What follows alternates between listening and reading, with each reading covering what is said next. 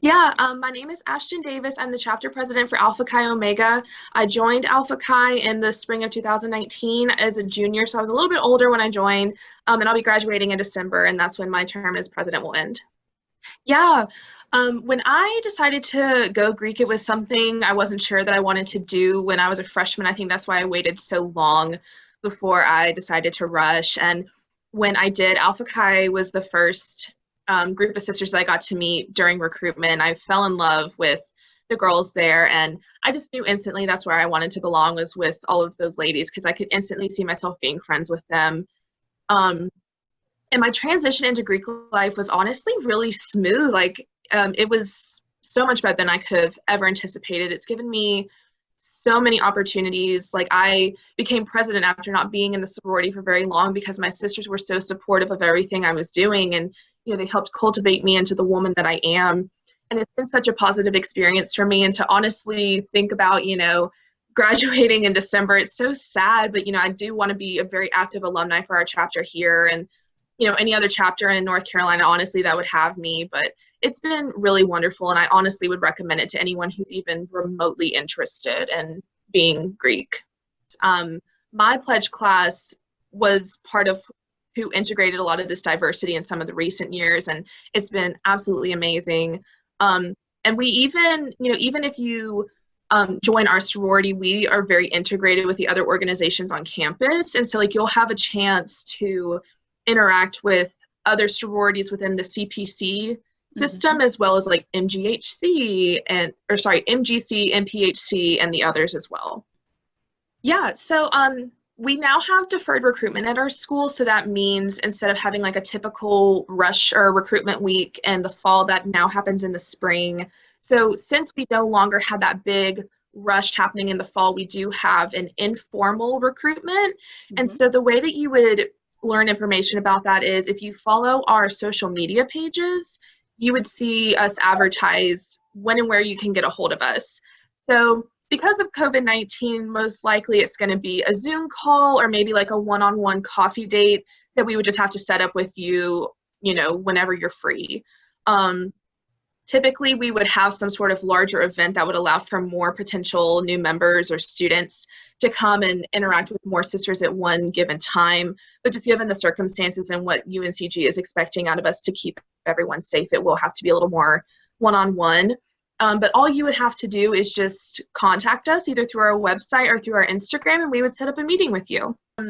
This is strictly talking the CPC sororities. The way the other organizations do it is a little different, but for us specifically, recruitment lasts about 5 days roughly.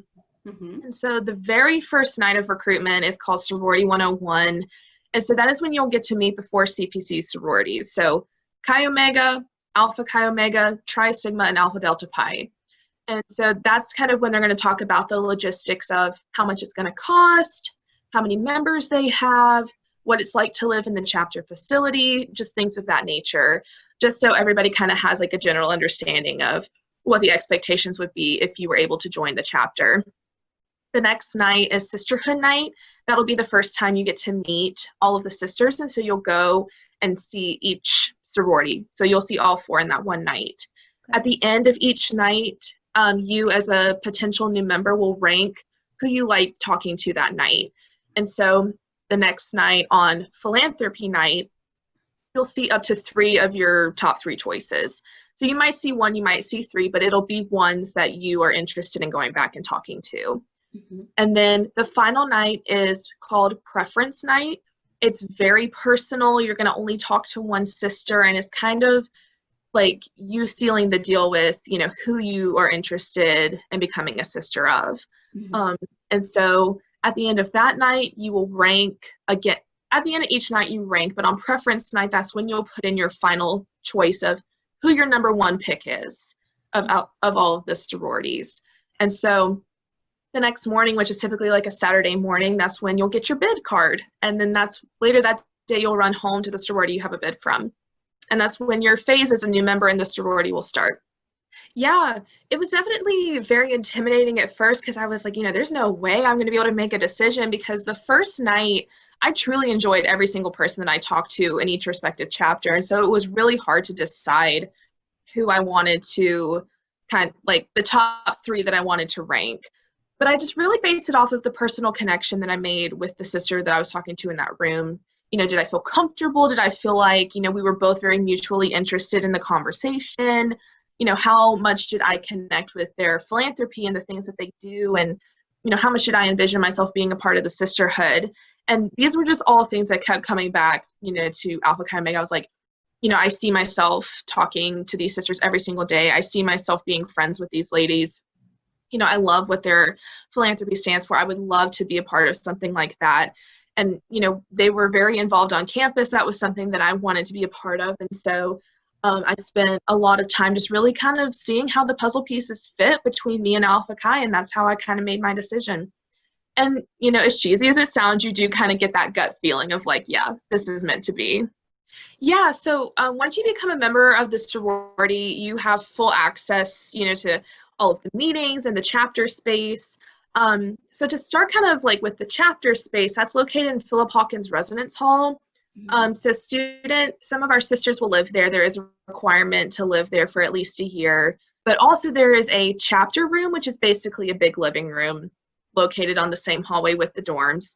And that space is meant to be super relaxed. That's just meant for anybody to come hang out.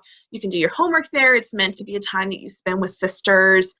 We don't typically hold meetings there very often. It's just not big enough, but also, we like to have that space as kind of like a getaway for people to like go and relax, do something fun. When we have chapter meetings, which is when the whole chapter will get together, and that's a way for us to touch base every week to keep in contact about current things going on. What are other organizations doing? What are some things coming up, like, future dates of events that we're going to have so everyone knows what's going on. Those typically take place in the EUC, or we'll rent out a room maybe like in Bryan. So that kind of is set up more to be like a classroom. It's much more formal. The executive board is the only people who typically talk during the chapter meetings for some of the time. And then a little bit later, we offer for sisters who have announcements to talk. When we have workshops, so when we get ready for like recruitment, for example, we get the chapter together to kind of brush up on our basics of how recruitment works and things of that nature. Again, we're renting out a room maybe like in Bryan, and it's kind of set up more like a classroom. And one exec person in particular, probably the vice president of recruitment, will be the one who's primarily in charge of running that meeting. Typically when our sisters join, we do expect like a high level of participation, but we do understand that especially as like you progress in your collegiate career, that may become a little bit more difficult because you might obtain like an internship, your classes might become harder, things of that nature. But the expectation is that ideally you would attend most, if not all, of like our chapter meetings, our events, our tabling, our other meetings about like just other various things, participate in recruitment, like the whole 9 yards. But, if you ever reached a circumstance in your collegiate career where, that was going to become a little bit difficult for a little while, we of course understand that. And it's, nothing that's going to get you in trouble, or something like that. We understand that school comes first. You're at UNCG to obtain your degree, and, in some respects, Alpha Chi does have to come second, but we do love when sisters participate a lot, but like I said, we do understand that that may not fit everyone's schedule every single semester. Awesome. You mentioned events.